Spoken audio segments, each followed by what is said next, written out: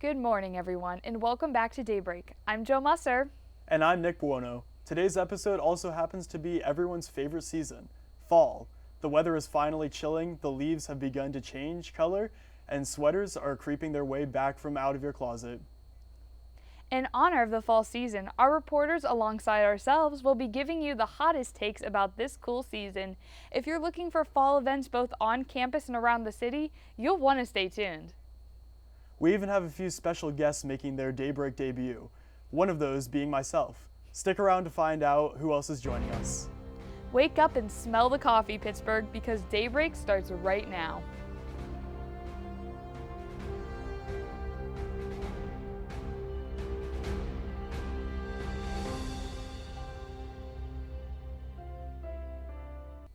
Now to kick off the episode, let's talk a bit about what's been happening here at Point Park during our fall season.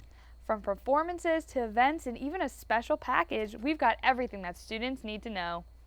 Without further ado, here's what you can expect on campus this fall. Let's do the time warp again. Kick off your Halloween with this 1975 musical horror cult classic. Ghostlight Theater Company is hosting an interactive movie night of the Rocky Horror Picture Show. Follow newly engaged couple Brad and Janet as a flat tire causes them to meet a flirtatious doctor and a wide range of interesting characters. The show will take place on Wednesday, October 25th at 9:15 p.m. in the JVH Auditorium in Thayer Hall. Make sure to come in your most outstanding costume for a contest. Refreshments will be provided, including freshly popped popcorn. With a jump to the left and a step to the right, this is an interactive movie night, meaning audience participation is encouraged. Hot cards will be available for how you can participate. Every year, the REs at Point Park University get together to host events for the other students at Point Park. This year, the REs hosted a carnival titled Pizza with the President, where students could go, play games, win prizes, and maybe even win a pizza party with the president, Chris Priscellas. This event was a huge success this year. Many freshmen and students alike showed up to play games, win prizes, and eat pizza. A freshman, Paige Gibbioni, had this to say about the event. Quote, "I would recommend going to Pizza with the President event. There was a large variety of games and places to hang out with friends. I also loved our floor shirt. Slayer 3 is the best," end quote. Great times were had by all. Get ready for a spine-chilling weekend full of Halloween fun. Your October is about to be rocked by Pioneer Records. Rocktober will be taking place on October 26th at Point Park from 7 p.m. to 10 p.m. Make sure to wear your best costume for a contest. The top 3 costumes will win a super secret prize. Plus, stay tuned for the announcement of Pioneer Records 2023 to 2024 Pioneer Stars. But the spooky fun does not stop there. CAB will be holding their annual Halloween Bash the next day. On Friday, October 27th, the party continues at the Mattress Factory. From 7 p.m. to 10 p.m., join CAB for food, goodies, and a creepy good time. Make sure you ghouls and goblins come dressed to impress with your creative costumes. The Halloween dances of the season are happening here at Point Park. Be there or be scared. Speaking of Pioneer Records, reporter Kalyan Winder recently attended quite an interesting event in our very own Lawrence Hall. Former Pioneer Records star Brianna Apley hosted an event called Mocktails and More to You, which celebrated the release of her new single of the same name. But enough talk about her musical talent. Let's hear it for ourselves. Take it away.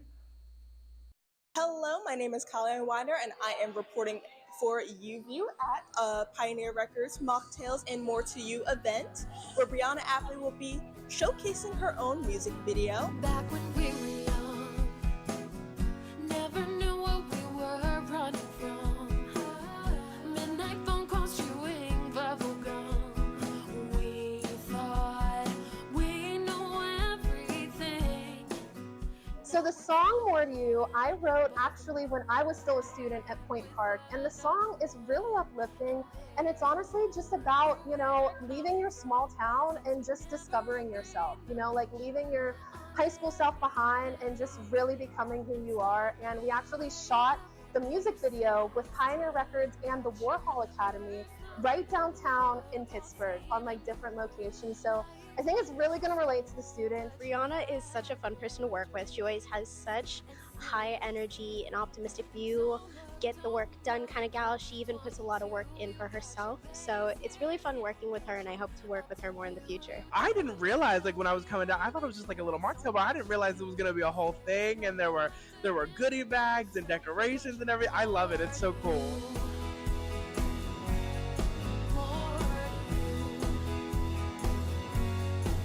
Under the city lights, walking around with all my friends. So we were both there, and I rather really enjoyed the event. What about you? Because I was involved in the planning process, and you didn't do anything, so I want to hear what you. Right, I wasn't involved in the planning process, but I did attend the event, and I gotta say, the mocktails were really good. If you got a chance to try one. I didn't.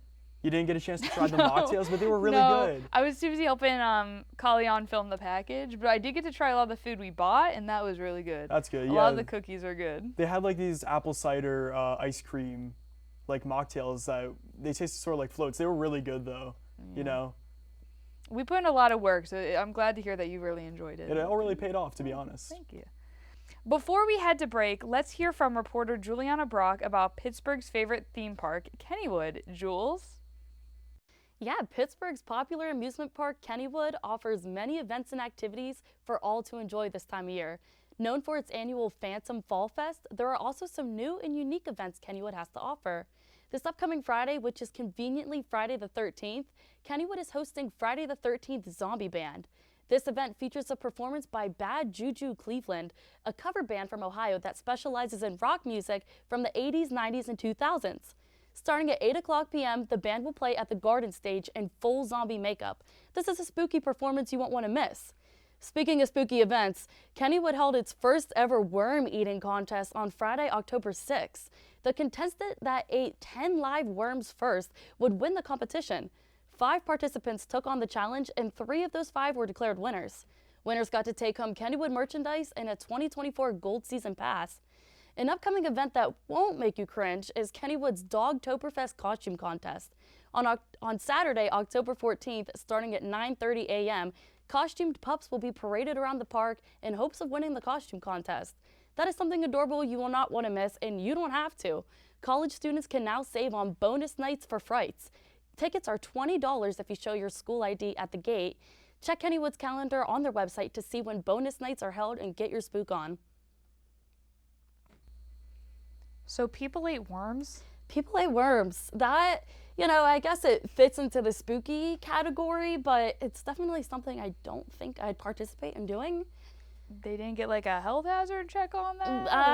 I don't know, but I mean, people participated and the t-shirts were pretty cool. So, I guess if... Whatever you gotta do for a free t-shirt, to be Right, honest. right. I mean, I guess if you're not really afraid of that kind of stuff, then it would be for you. I want that golden pass. Yeah, Yeah, that- honestly, I love Kennywood enough that I would do it, honestly, but I just don't have the time to go that much. But if I really wanted it, I'd choke down some worms. I would do it. I would do it. After the break, we'll be hearing about even more fun fall festivities happening in and around the Berg from our fantastic reporters.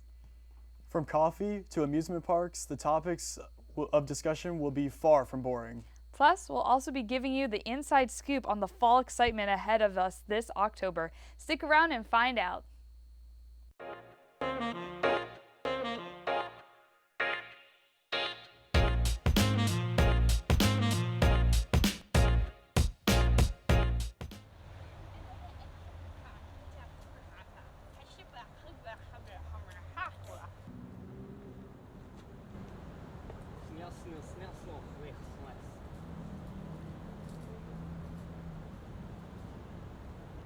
Hey.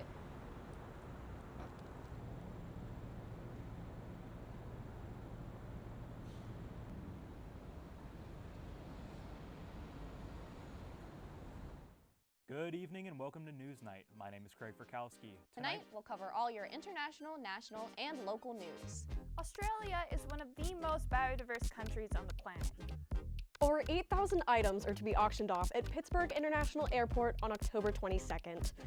Last Thursday, the House committee investigating the January 6th attack chose to subpoena former President Donald Trump. All this and more Coming up on Newsnight.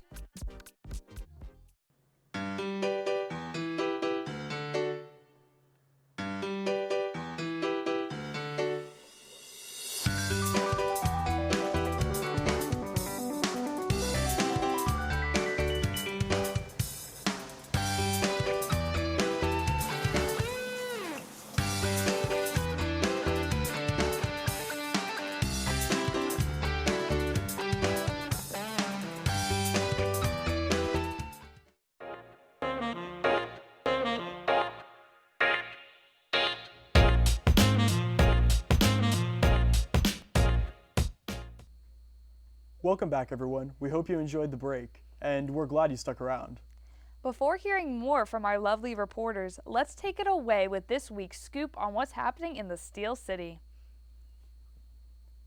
If you're a fan of movies, then you're in luck. This year in October, Pittsburgh is going to see a couple film festivals come to town.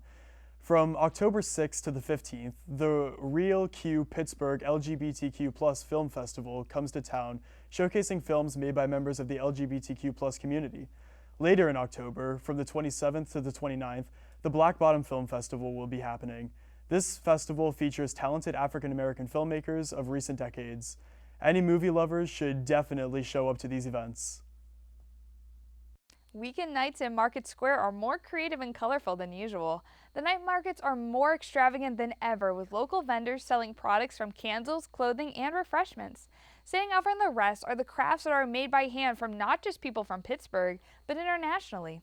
Authentically African by MOA sells handmade crafts straight from Africa. Marie-Louise Recknald is from the Ivory Coast and is the owner of the international business. Recknald plays an integral process in transporting these artists' crafts to the United States. Marie explained, quote, "I work with people back home in my country, but I have stuff from 4 different countries, Côte d'Ivoire, Burkina Faso, Mali, and Niger," end quote.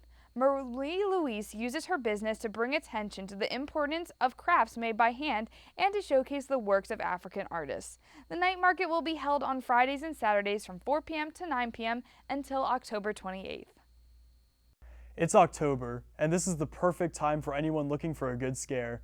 And what better way to get some screams out of your system than with a haunted house? In Pittsburgh, you have a few haunted houses to choose from. 100 Acres Manor has 6 different attractions that will scare your socks off, including the Torture Tank, the Breach, and Dead Life. You could also visit the Demon House, or if you're really looking for a good scary time, head on over to the Scare House, located in Etna. The Scare House is a very scary haunted attraction that has garnered a lot of talk lately. Cody Hoffman recently went there, and he had this to say, quote, "If anyone is looking for a good haunted house, I would definitely recommend going to this one," end quote. Personally, I'm not quite cut out for the haunted house scene, but if you're looking for a good scary time, I would keep these options in mind. You don't do haunted houses? I don't do haunted houses, no. I may put on a brave face, but when it comes to scary situations, I don't think I could do that, you know? I couldn't be a part of the Scooby-Doo gang. My first date was to a haunted house. Really? How did that go? He was a scaredy cat. It was really weird. And did he invite you or did you invite him? He invited me, yeah. And he knew he was going to be like scared the whole time? Yeah. Because me personally, I wouldn't take a girl to a scary attraction if it was my first date anyways, because like. I had a good time. I had fun. That's good. I'm happy to hear that. I don't know about you, but I like coffee. A latte. That's why we're thrilled that Pittsburgh's Coffee Week is approaching. Reporter Anthony Durzo is here to spill the beans. Anthony? Thanks, guys. Yeah, if coffee is a must for your everyday routine and you just don't feel like yourself without the caffeine, next week will most likely be your favorite week out of the entire year because the 9th annual Pittsburgh Coffee Week will kick off this Sunday, October 15th. The annual series is organized by local coffee houses, roasters, and those that are affiliated with the Pittsburgh coffee industry. This event is aimed to provide a platform for local businesses to get their name out to the public and grow their community engagement across the Pittsburgh area. Participants in this event will have the opportunity to gather at 2 coffee houses per day with the exception of Thursday and Saturday. Now, Thursday's event will will be from 5 to 7 p.m. located at the Square Cafe in East Liberty, and they are teaming up with Red Start Roasters to serve coffee-themed cocktails. Saturday's event to close out Pittsburgh Coffee Week will be at the Commonplace Coffee Rockwell Park from 6 to 9 p.m. They will be hosting a latte art throwdown where you will be able to compete and win raffle prizes from PCW sponsors.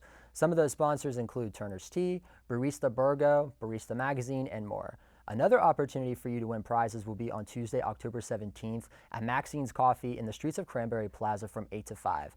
They will be hosting their Fall Fest where participants are welcome to gather around their campfire to make s'mores, try out their fall-themed drinks, and take in live music at their outdoor stage.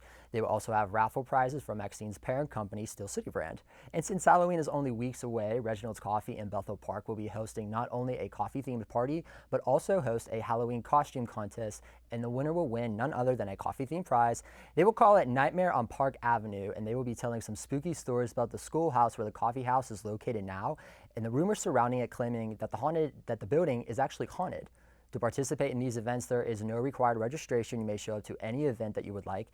Many other events surrounding the fall, coffee, and Halloween theme will be taking place all next week. For that full list, visit pghcoffeeweek.com. And you know, I suddenly feel the urge to just hold a cup of coffee and slightly sip it as I read my story. You know what I mean? Are you guys like big coffee drinkers? Oh, I'm a huge coffee drinker. Same. I'm a minimum of 1 a day, but depends on the situation. Yeah. If I'm running late in the morning, it has to be iced. But if Okay. I have time to sit down and relax, it's hot. See, it has to be dependent on the weather. Like this morning was hot coffee. Give me my hot macchiato right now. Not ice. That's not gonna happen. No, I need you guys not to freak out.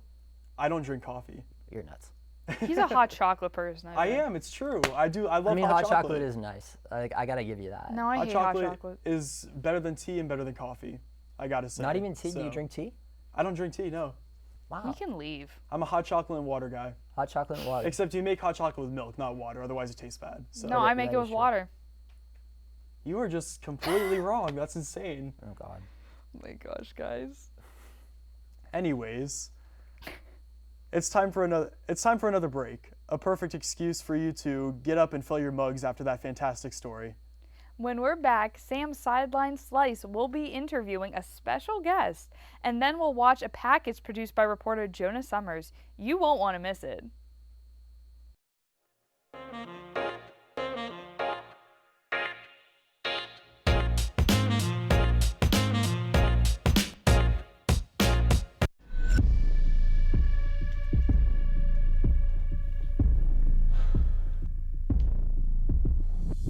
Regular physical activity is one of the most important things you can do for your health.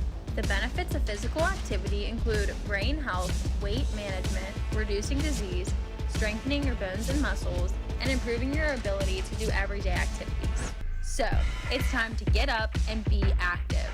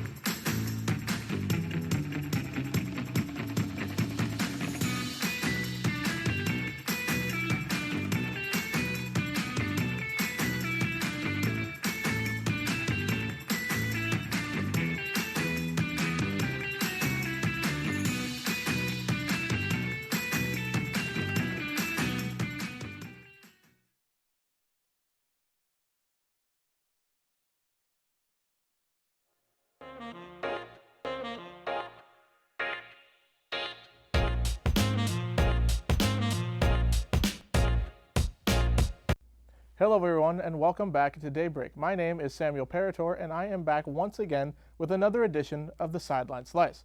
But as you can see, soon enough, this one is a little bit different. Today I welcome in Jake Bell, the newest addition to the Sideline Slice crew. Jake, welcome on. I'm excited to work with you on this new endeavor. Thank you so much, Sam. I appreciate it. So going with the fall theme of this show, we have a couple different topics we would like to hit on, as prime time for fall sports is just around the corner, and by the time this airs, has gotten underway. That's right, baseball playoffs are underway, hockey is just about to start up soon, and the NFL season is just hitting high gear. It is one of the best times of the year to be a sports fan. So let's touch on each one a little bit. Starting off with the MLB playoffs, 4 sweeps in the wild card round have brought us to 8 teams left in the divisional series starting. In the American League, we have the Houston Astros taking on the Minnesota Twins and the Texas Rangers taking on the Baltimore Orioles. In the National League, we have the Arizona Diamondbacks against the Los Angeles Dodgers and the Philadelphia Phillies against the Atlanta Braves. So out of these 8 teams, who do you think is going to be the World Series matchup, and then who do you think goes all the way? Well, for me, I think it's going to be a rematch of 2021. I think it'll be the Braves, and you're not going to like this, but I think they'll face the Astros as well. But I do have the Braves winning it as well, like 2021. The Astros, they have a very similar, if not pretty much the same exact roster as last year. They won it all last year, so, you know, it's just the whole team is very experienced, and they just brought in Verlander, who was also a key part in their last 2 World Series wins as well. So I think that's going to be, you know, a big get for them, and, you know, I think they're just going to go all the way. And as for the Braves, I mean, I don't know how you're going to beat them. I mean, their offense is loaded. They hit, 307 homers. That ties an MLB record, and it also breaks a National League record. So, you know, with the future MVP in Ronald Acuna and the rest of the lineup being stacked, I just don't know how you beat them. Yeah, no, I'm right with you on that one. I do not like the fact that you have Houston in there. Not a fan of the Astros, but I would agree with the Braves. I'm kind of going between the Phillies and the Braves. Of course, they face off right now, so kind of dependent, because it's just once you get into that atmosphere of a Phillies game, once October's in full swing, it's really hard to get in. That team, a team of destiny last year that came up just short, I have a feeling they might have a chance to go a little bit further this time, but like you said, that Braves team, that one's tough. Oh, absolutely. So I would be perfectly okay with seeing the Braves move on to that one as well. Oh, for sure. So switching gears now to football. The Steelers may have been able to steal a win just this past week against the Ravens, but there's still many, many issues afoot. What do you think is the biggest problem, and then how do you think we can kind of fix this to get back on track the rest of the season? Well, I guess like the obvious answer is the offense, right? I mean, it's been pretty flat all year. I think that's safe to say. I don't think firing Matt Canada is just going to fix all the issues. You know, I don't think it's just going to make our offense elite. I really think going in the offseason, they should really try to hire externally. I know that's not something the Steelers usually do. Usually they hire from within. But I think you got to really get like maybe a quarterback coach that really knows how to develop young quarterbacks, because the development of Pickett is just crucial, especially if you want to win a Super Bowl in the near future. But as for this season, I really think that, you know, a strong running game just established that. I think that's the best you can do right now. Maybe not run up the middle as much as they usually do. Maybe you'd like to see them stretch it out a little bit, you know, give maybe Jalen Warren a little bit more touches. He has breakaway speed. I think running him on the outside a little bit more would be really beneficial, and it will open up passing lanes for Kenny Pickett as well. So I really think just getting better in the running game, I think that's really the biggest thing that could set us apart if we want to really improve on offense going the rest of the year. Yeah, no, I'm with you there on that as well. It's not just like the offensive coordinator, you know, that's the figurehead, which is where a lot of people will go, okay, go for his head if things are going wrong. But it's just the play calling in general. You know, so the play calling of all the way, always going up the middle, especially just kind of really fully focused on Najee going up the middle. And like you said earlier, Jalen Warren getting more touches is, I think, a crucial part to this, because that guy is just an absolute stud whenever you see him on the field. Absolutely. And he will not go down. We have 2 very angry runners that are very difficult to take down when you have them in their peak. But just the play calling is just so frustrating to watch.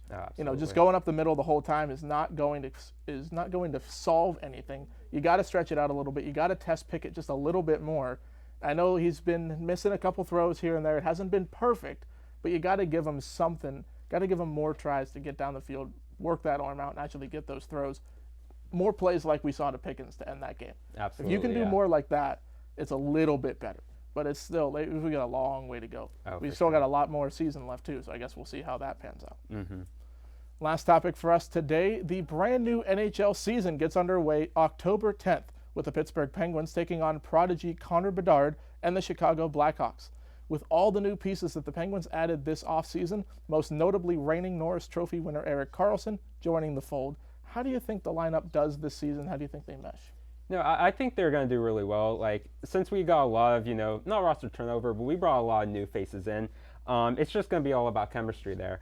Like, we've seen, the Penguins, they've kind of disappointed us in the playoffs since their last Stanley Cup run. We've seen them lose to teams that, we really thought they were going to beat. I think they did something different with a new GM. I think he really wanted to put a focus on changing something because, if you do the same thing over and over again, you'll get the same results. He was a lot more aggressive. Like you said, adding Karlsson, that's a huge get, especially if you're committed to winning a Stanley Cup because the big three with Crosby, they might not have too many years left. They're getting up in age, so you want to make the last years for them count. And I think this lineup has, potential not just for this year, but for years to come. And, you want to really win in that window. And I think he did a very good job so far of building a team that can really win in that window for now. Yeah, that window of those three is shrinking ever so rapidly as the longer you get. It's still surprising to see those three together. Very glad to see them as a lifelong fan. But we go into off season after off season like, okay, this is the year they probably break up the trio and then they don't, and then everyone's like, okay, they're doing it this year, then they don't again. But like you said, this lineup, when you look at it on paper at the start of this year, it looks very, very highly like a contender. And we have seen, and we see a lot of that. There's a lot of hope going into seasons usually, and then it tends to just fall apart. So it's going to take a little bit, I think, because there are a lot of new pieces and a lot of external new pieces. But if you get those meshing a little bit, I feel like there's a lot of promise with this lineup. I'm very excited to see how Karlsson's going to do. Graves on the defensive side as well, new pickup. Very highly toted people that I'm very excited to see how we can get it to go. And I'm just happy to have hockey back soon. Oh, absolutely. And I know a lot of fans are very excited about these moves too. So I guess we'll see what happens. Yeah, guess we just got to wait and see how the season goes. Yep. But that is all for us. Thank you for joining us on this new edition of Sideline Slice. Hopefully you enjoyed the change, as it might be one we roll with moving forward. Who knows? Before we send things back over to our hosts, it's time to watch a package crafted by reporter Jonah Summers. As you may or may not know, October is Breast Cancer Awareness Month. In this video, Summers covers a recent Point Park campaign dedicated to this valuable cause. Here it is now. 2.3 million women were diagnosed with breast cancer in 2020. And in the last 5 years, that number has tripled. October is National Breast Cancer Awareness Month, and in an effort to support and raise awareness for breast cancer, Point Park is hosting an event called On Wednesdays, We Wear Pink. So the main goal of the event is to raise awareness for breast cancer, but also to teach our students how to give a self-breast exam. It's an important skill that not everyone knows exactly what they're looking for. So we have our demonstrators here that you can actually feel what you should be looking for during your self-breast exam. What was really interesting about what Rebecca had told me was that this event was just a part of a series and that there were many more events just like this to come. So this event started as part of our Wellness Wednesday series.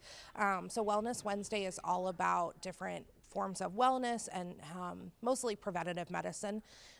So I was looking for something to do because it's October for breast cancer awareness. So this turned out to be a perfect event, all about prevention, but also some awareness. Some students asked me if they could give their take on what they thought that the importance of this event was.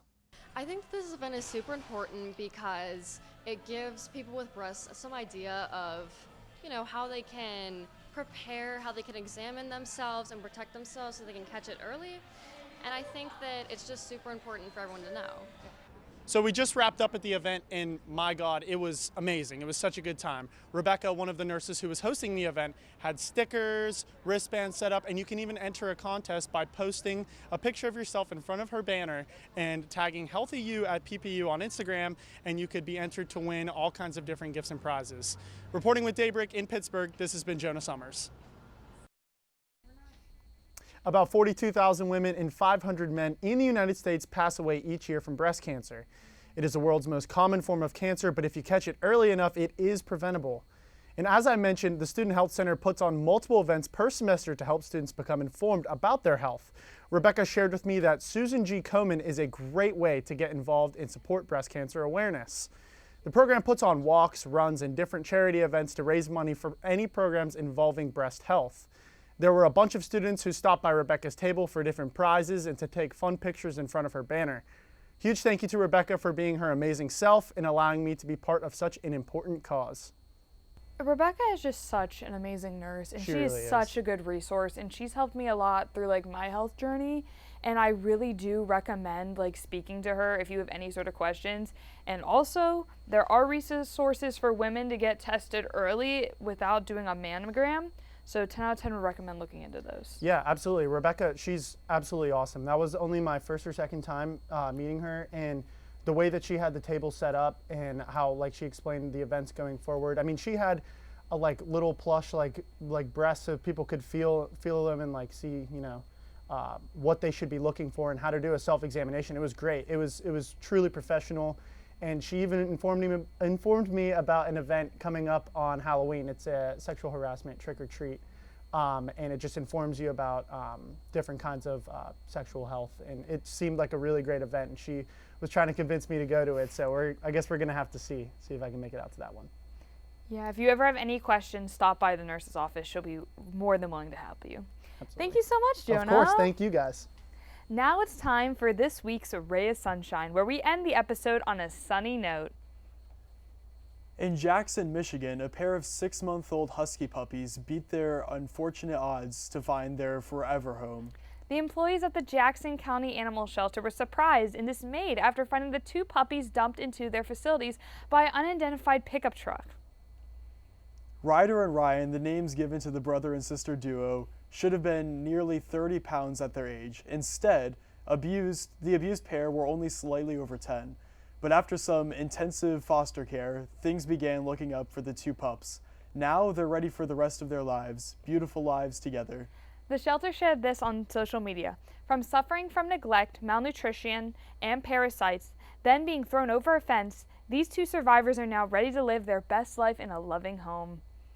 That's so sweet. I'm so happy to hear that. I don't know if you saw, but like I sort of reacted a little bit. I didn't expect that story to go where it was going. I know, like in dog mistreatment and pet mistreatment is so generalized, especially when it comes up in the holiday season, because a lot of pets get gifted and then they end up not having the time for them and end up being neglected. So always make sure you think before you adopt a pet, they're a huge responsibility and they need love. So. Yeah, that's always really sad to hear. I couldn't imagine if my dog were ever to go through something like that, you know?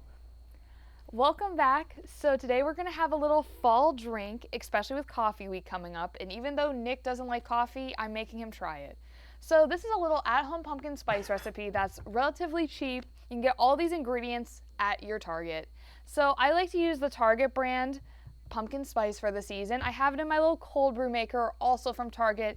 It's around, I think, $10. I'm not 100% sure. My mom got it for me for Christmas. So we're gonna do a little pour here. Can you hold this cup for me? Absolutely, Just to make sure. We're already breaking all the rules putting liquids in the studio. I was gonna say I may not like coffee, but I do like pumpkin flavored stuff. You like pumpkin flavored? Hopefully okay, that makes up for for it, you know? We'll find out. Yeah, we'll see. You'll have my live reaction anyways, so. Oh my gosh, it'll be good, it'll be good. So what you're gonna do next is I like to add a little bit of half and half because it's like the perfect little mixture. So I always do this by eye. I like never actually measure out my stuff. I don't know about you. I don't really make coffee, so I don't measure anything. And then my little secret ingredient that I like is caramel macchiato creamer. Because I think there's something about caramel. I think there's something about caramel that adds to the little holiday season. And you can never go wrong with a little caramel with your pumpkin.